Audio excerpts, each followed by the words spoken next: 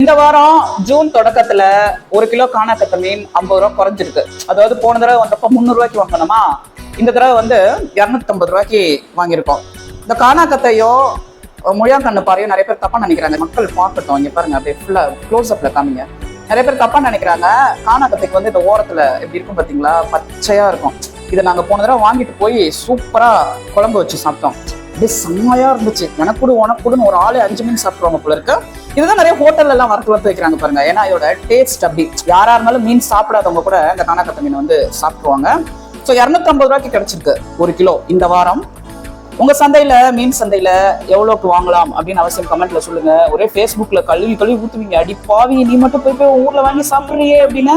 அவசியம் வாங்க. முழுக்குத்துறை தில்லை பக்கத்துல இருக்கு. பிச்சவரம் மேங்க்ரோவ் ஃபாரஸ்ட் கிட்ட இந்த முழுக்குத்துறை மீன் மார்க்கெட் இருக்கு.